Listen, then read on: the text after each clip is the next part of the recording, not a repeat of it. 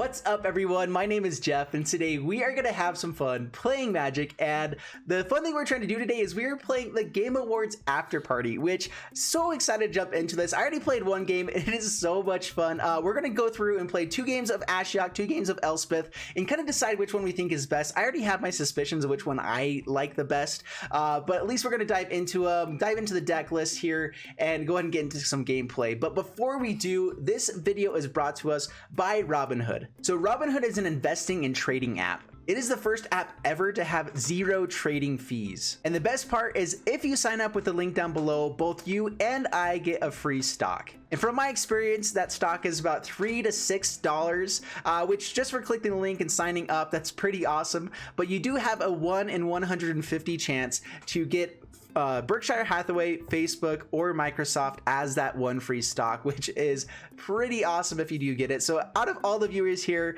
all of you, I really hope that one of you guys get that. And go ahead and click the link down below and help support this channel and try something new out with Robinhood. All right, so we're gonna go ahead and jump right into the gameplay. I was debating on going over the deck list beforehand, but I know you guys just want to see gameplay right away rather than going into the decks. You can do that another time, and I'm gonna have it at the end of the video as well, where I'll dive into each of these. But let's just go ahead and play 2 games with Ashiok, 2 games with Elspeth, and then we'll dive into that afterwards. Here we go. All right, up against Mutaclone. Bring it on, Mutaclone.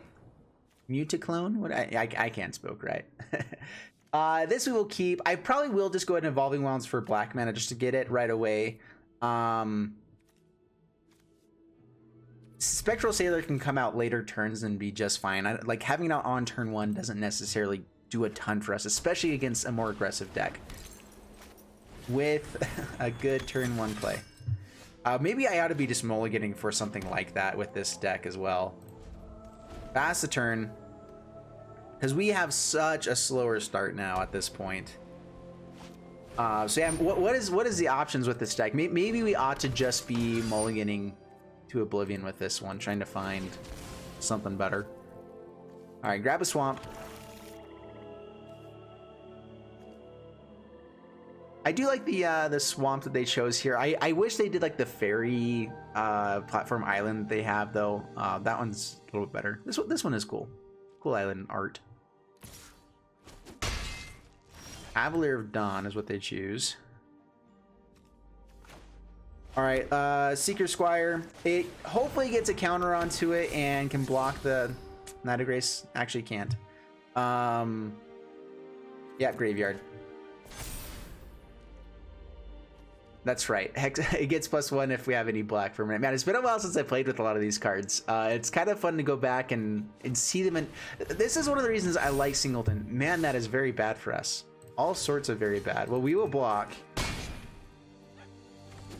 And hope that we can survive. Like, I really feel like this deck is not nearly as powerful as Elspeth deck from this point so far.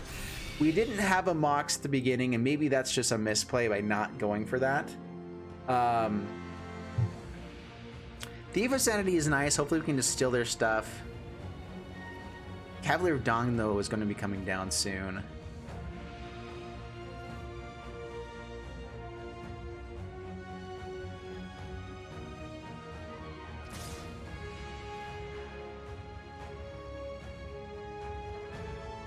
Yeah, no blocks. Take 1,000,000.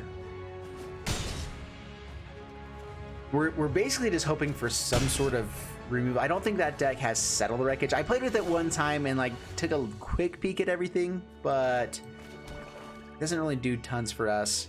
Let's go ahead and swing in with Thief of Sanity. Spectral Sailor we can flash in to at least be a blocker here. If they do get to play Cavalier of Dawn next turn. I would like to hit something else good here. Down to 18.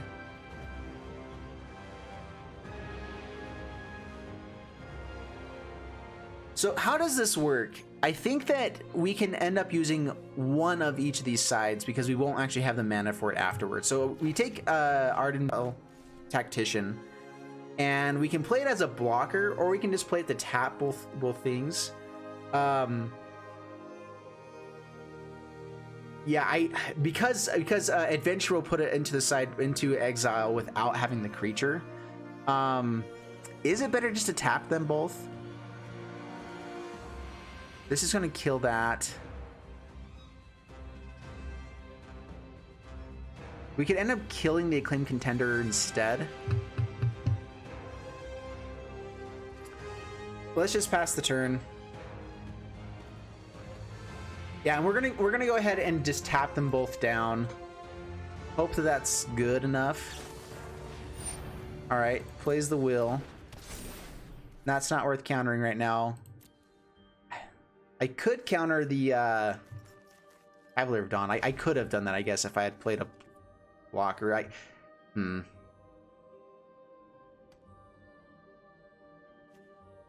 Yeah, that doesn't really work either way. All right, they do find the land, so I'm guessing Cavalier of Dawn coming down to kill Thief of Sanity. It does create a blocker for us here.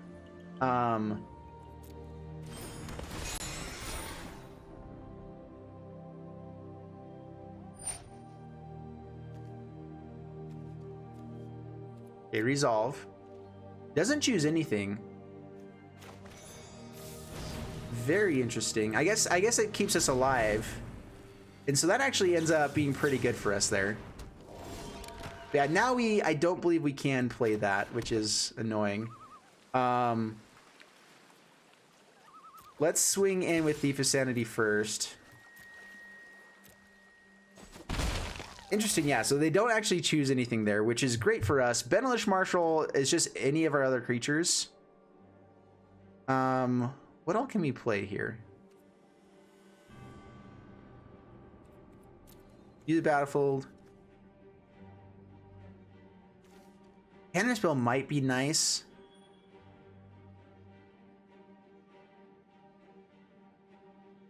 Whenever it deals combat damage to a player. Let's just go ahead with Benelish Marshal, I think, here. Let's play Ancestral Recall real quick to us. Mox. Benelish Marshal. Order of Midnight would have been nice if we could actually, which we're gonna grab something else here while we can. Seeker Squire. I guess, yeah, just Seeker Squire. We have to block with everything to not be dead, though. So we still lose Benelish Marshal. I should have grabbed the Legion's Landing instead.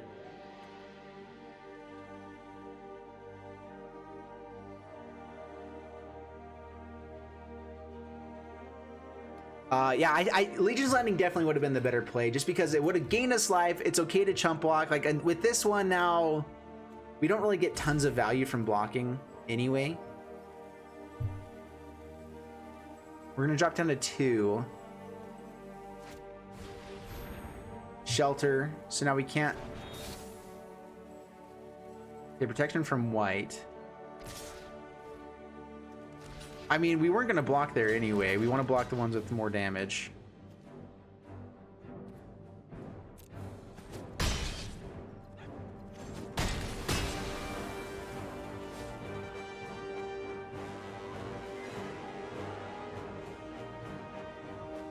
Man, well, yeah, what do we do about this? We can bounce Acclaimed Contender. Dude.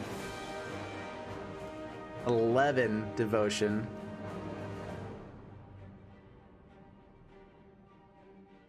What the crap do we do? Well, let's swing in. We have to find something here anyway.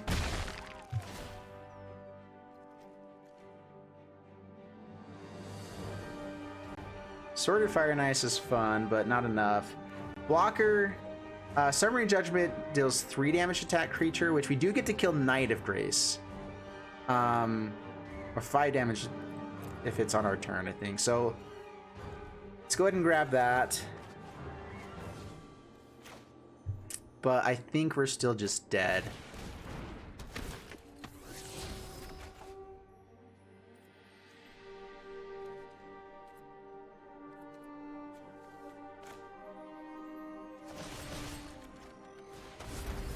Kill that.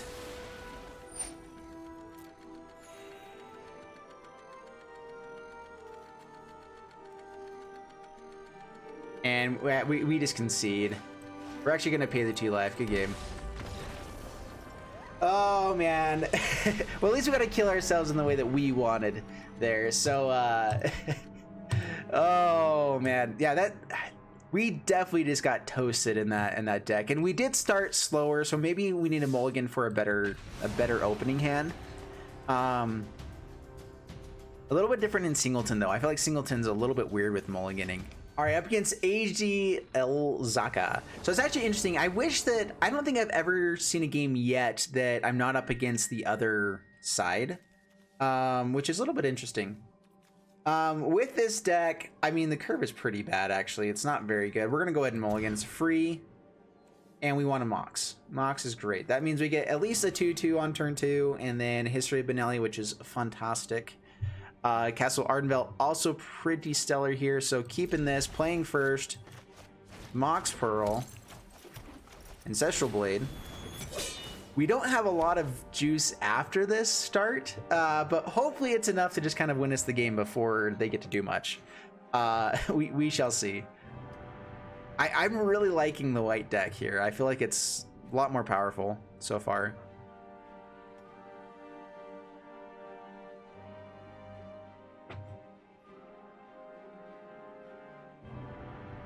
Let's see what you got, AGL Zaka. Watery Grave. There we go. Well, let's go ahead and swing on in first. Acclaimed Contender really good here. I am going to get out History of Benalia now. I guess we could have found like more knights and played some other stuff. Like if we found like a 1-mana knight, it would have been nice. But we can do that next turn as well. So, and then they'll all get pumped the turn they actually can swing in. So, it's all good.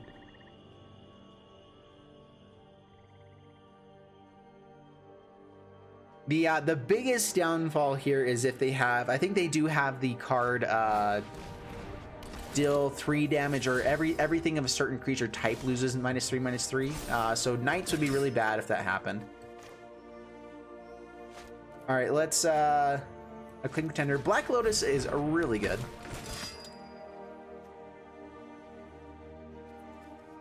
All right, Dauntless Bodyguard. They did not get the counter on that, so that's really good. More knights. Let's go ahead and put it onto Acclaimed Contender.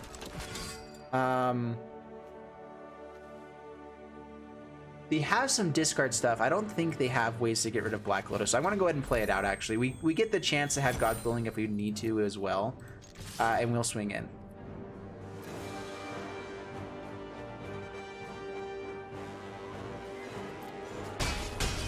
Down to 14, past the turn, and History of Benalia going to be insane if they don't have the 1 removal spell that just destroys us here.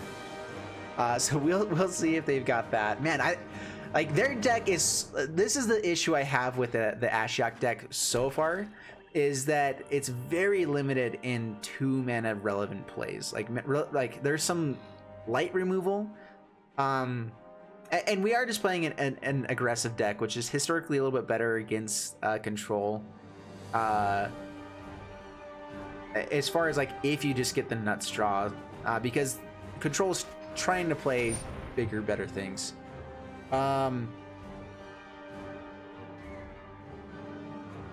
That's fine.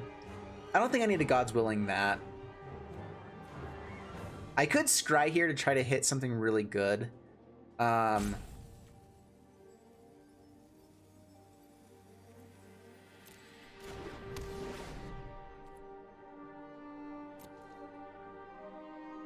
And we're just gonna probably hit the Ancestral Blade here. So pass to my turn. Sacrifice this fella. I mean, it really doesn't hurt us tons. So everything gets bigger here.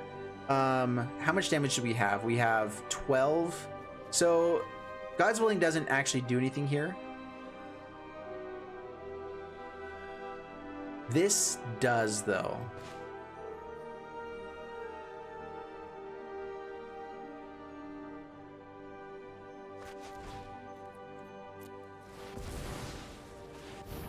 It makes everything a little bit bigger, except Acclaimed Contender.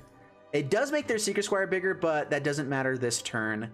And then we will... actually, Ancestral Blade doesn't really matter. It's just going to get blocked, and we have the win right now anyway. So just swing in. No need to worry about it right now. Just swing in, and that's game. So Harmonious Archon, maybe that's worth actually playing. I mean, the reason why that was so good was because of Mox...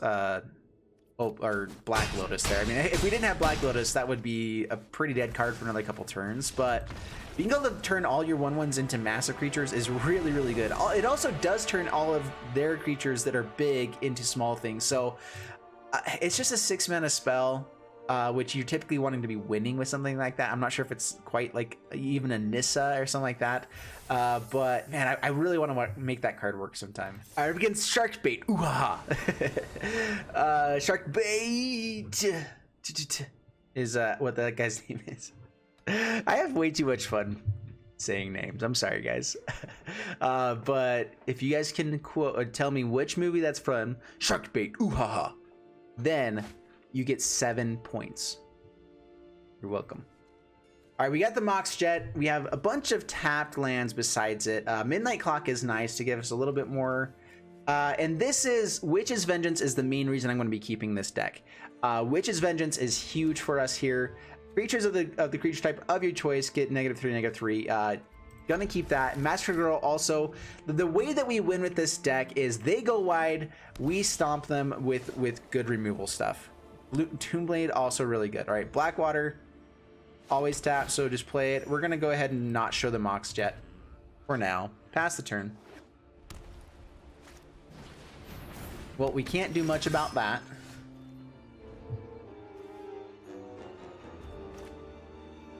All right, Drowned Catacombs. Is this instant speed? Yeah, let's go ahead and play the Mox Jet.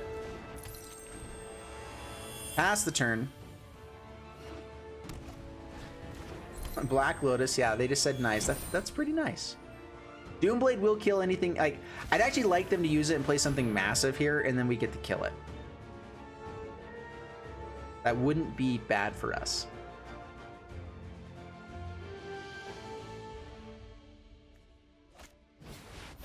Circle of Loyalty.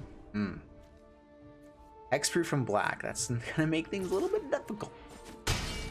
Down to 18. Witch's Vengeance does get around that, but do we just need to hit lands? I mean, Midnight Clock does get us towards land. Whisper Agent also surveils for us to kind of find a land here. I'd really like to just actually make our land drops.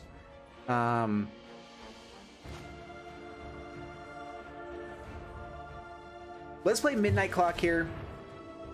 Take a turn. Massacre Girl is pretty good. We can even just block Mat of Grace if we need to. I'd like to be able to get this Witch's Vengeance off if we can. Elspeth, okay. This is a human as well. I can escape my past. So I'm guessing they create some humans. My shadow. If you are going to fight, so we have Massacre Girl, which is really good if we hit land. If not, then we're going to Witch's Vengeance.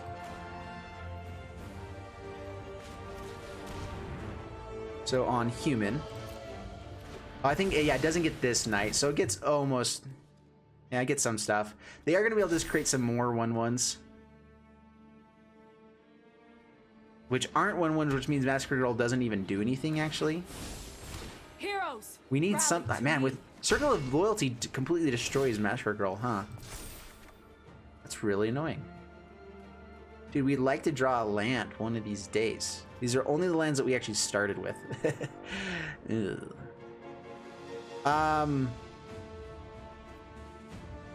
Pass the turn. We're gonna flash in the Whisper Agent and block the Knight here. Circle of Loyalty, really annoying. Also Memorial to Glory. Yeah, resolve.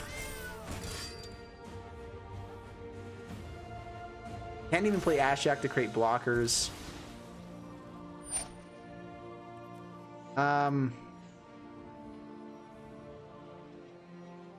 So they got rid of Elspeth there.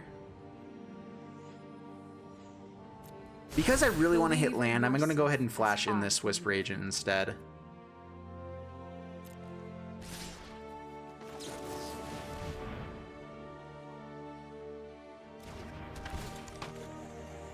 Still taking a ton of damage. I was hoping to be able to block that.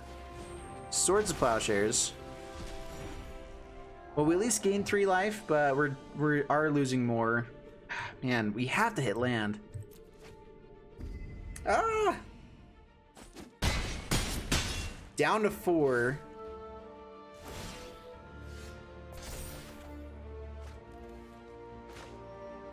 Of all the lands we could get, that was the one we were hoping for.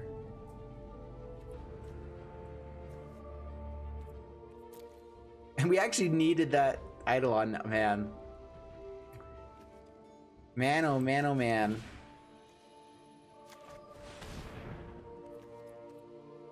Do they even have protection shelter? All right. Yeah, I just don't think this set can even come close. Not even close yet. And we had a Mox. We had some, I mean, we didn't hit our lands and we had some stuff. The Circle of Loyalty was really annoying. There's not much you can do. Like, Massacre Girl completely loses its value after that point. Unless we also have things with 1 power or one toughness, which I don't think this deck really does. I think it has 1 creature with it with 1 toughness. All right, up against Slathium, bringing on Slathium, and we have Mox, we keep. That is pretty much what happens here around these parts.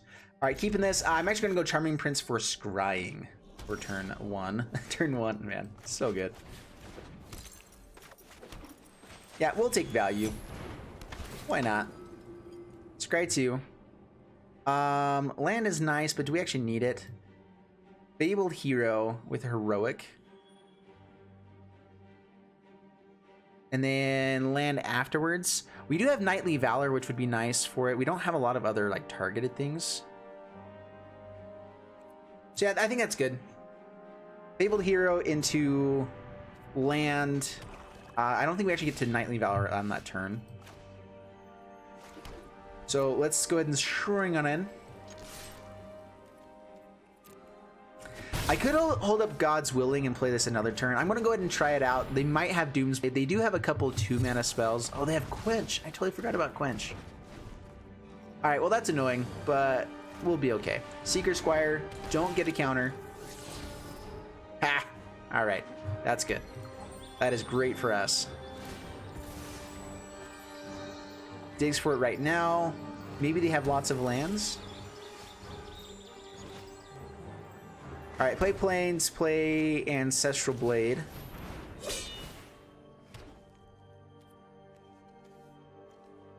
I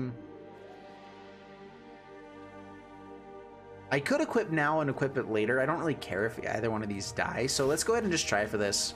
We can get in for an extra point of damage.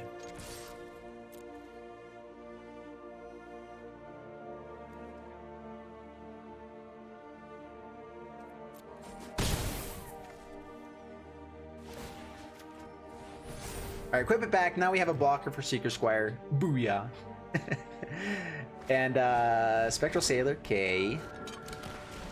And Death Toucher, ugh.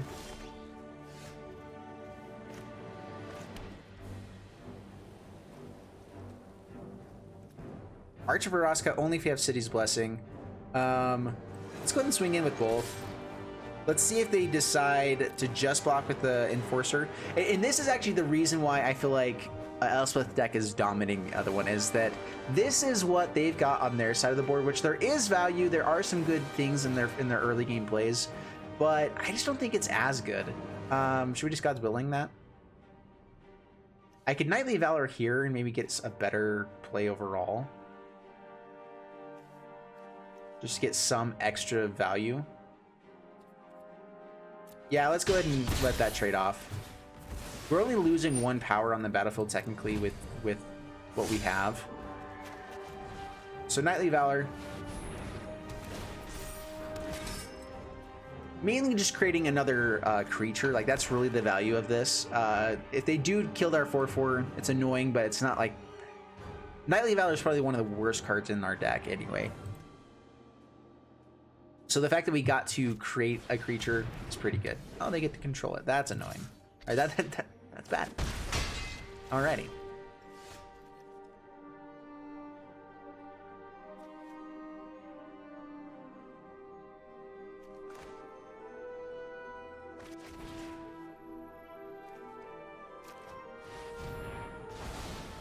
All right, that should make it come back to us. There we go. Yep. Archibaraska. This has vigilance, so let's go ahead and do that. Swing in. Next turn, we can start drawing cards. Yeah, we have enough mana to start drawing cards. It takes all of our mana, but we may start needing it because we just haven't really drawn into much. I mean, that was a really good answer to exactly what they were doing. So, I mean, that's pretty cool. Dire Fleet Hoarder. Yeah, see, all of these just like really wimpy, weak sauce 1 and 2 drops is really hurting them. Yep, swings in. Trying to give us some race, and they're going to be chump blocking for the next couple turns. Yeah, pass to my turn. I almost want to just get a scry out of this. Venerable Knight, not great. We may just go for card draw instead.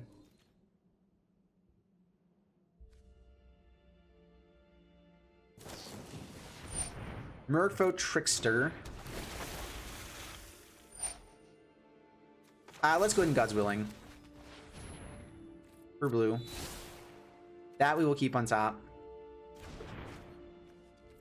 Both have vigilance, so absolutely swinging in. They can't kill this one. They can double block to kill that one if they want to. The best way is with Merfolk Trickster and Seeker Squire, actually, because then we don't kill both of them.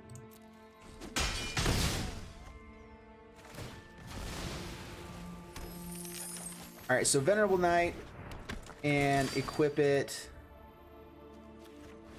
with the Ancestral Blade.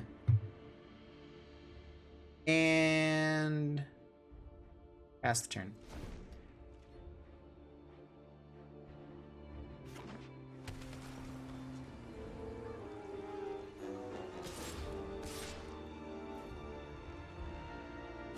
Okay, swings in. I'm hoping this Leonin War Leader... Ooh, Cavalier of Night. That is really bad for us. Kills the Charming Prince, yep. That was very, very good draw for them. All right, Leonin War Leader. Pass the turn. Ashiok.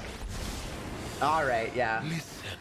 So Ashiok wins in this scenario where they put pieces together the exactly perfect cards for the situation, and we've actually been doing fairly well against them anyway. Let's go ahead and draw a card.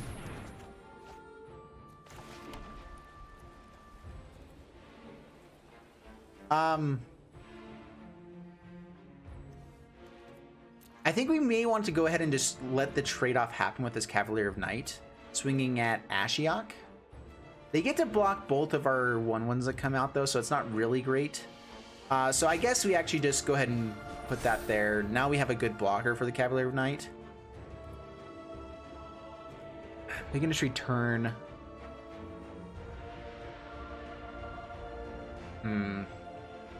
Ashiok is really good. Ashiok is really annoying.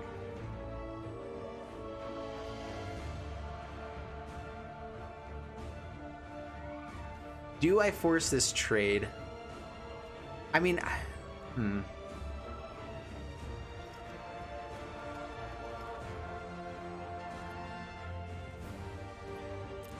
No attacks. I should have kept the Ancestral Blade on Venerable Knight then. If I'm not going to attack. So that's a misplay.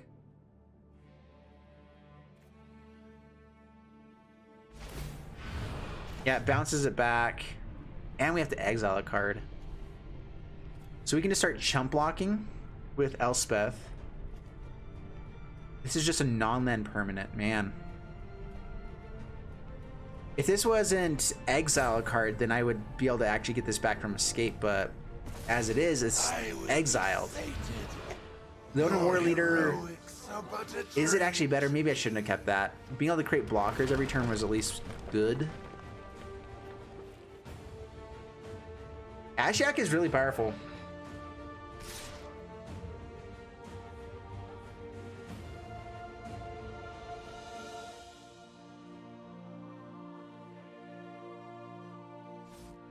Yeah, I think it's better not to swing with Merfolk Trickster.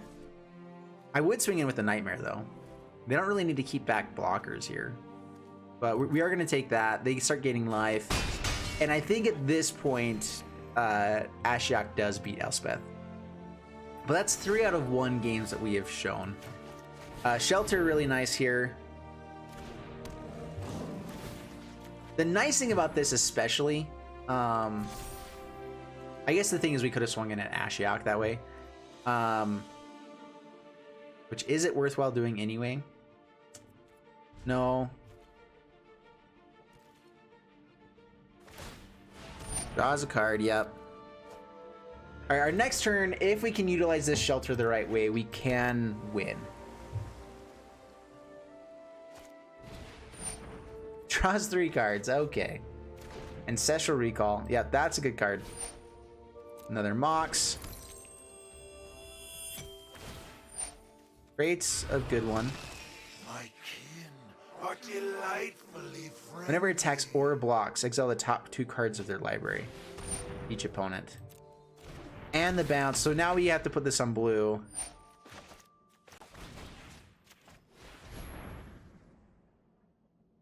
And if they have a counter spell here. Alright. And we concede the game. We were pretty much dead on board, actually. They're going to swing in for just about enough. We could have blocked, but then the next turn, there's nothing that we could find that would win us the game there. And so the Ashiok deck won 1 out of 3 games there. And I did win with Elspeth another time as well. So Elspeth is 4 out of 5. And that's pretty good. All right, and so let's see why. So this is my opinion. The reason why Ashiok is losing is it has a bunch of things like Fairy Duelist, which again, in the right situation, if you can block one of the 1 toughness creature things on the other side, good, great. The issue is that most things don't have 1 toughness. There's only like 2 creatures I think that do, and so it's kind of like meh against the other deck. Nightveil Sprite does have value with Surveil, but meh. Omen Speaker, a good enough blocker to stop all the things with 2 power, and it does scry, so it's worthwhile there. Merfolk Trickster, pretty good. We saw how good Merfolk Trickster was. Direfleet Hoarder, the only reason this is good at all is because of the Massacre Girl. So the fact that we have something there, pretty good. Order of Midnight, we are such a slow deck that we have to have blockers, and so the fact that this can't block, it only is bringing back blockers for us. So it's only bringing back all of these things. So it feels really weird in this deck. Orzhov Enforcer, really good, but again, just is only helping us with slowing stuff down. The fact that they have protection on their side of the board helps them a ton. Our removal is pretty meh. Witch's Downfall or Witch's Vengeance, really good against their deck. I wish this deck had, just a little bit better control. If like, it does have Quench, I believe it does have Quench, it does have a couple of things, but I feel like more counter or more bounce or something else that was a little bit more controlly rather than these creatures would make this deck so much better than what it is. These 1s and 2 drops are just really kind of meh against the other deck, and so that's my opinion. I think that this deck would be better if it had a little bit better 1, 2, and 3 drops, which I think the other deck does. Then Ashiok would be a little bit more consistent. Of course, they're trying not to make it where it's just like this one is made to beat the other deck. So let's go into Elspeth though. Elspeth, I think, just has really good synergy because any creature is basically better than any other creature they're going to be playing for the first several turns. It's just really powerful. And if you do get Moxes and start going crazy, you just get so far ahead with this one, where the other deck doesn't necessarily get ahead by having that. It just gets to its bigger plays earlier, but it only has so many big plays that are actually relevant against what this deck's doing, which is just playing basic Magic, playing creatures out and going for it. The other deck doesn't have tons and tons of interaction with that way that I feel like is necessary. Once it does hit its big stuff, then great, that's cool. But I feel like the big things that this deck can do is just almost better. So Decree of Justice is awesome. I wish I could have run into that one. Anyway, so that's it for this deck. Let me know down in the comments below if you guys disagree. I personally think that Elspeth deck is the best. Ashiok is not bad, but it is not as good as Elspeth. That's just my opinion. I think that so often it does win. It has a lot of pieces that are good against them. God's Willing, you know, Sheltered, you know, sort of Fire and Ice, so many things that are good against that deck that it's really, really powerful. So yeah, so let me know down in the comments below which one you think is better, Elspeth or Ashiok, and we'll see you guys in the next one. Thanks so much, and bye-bye.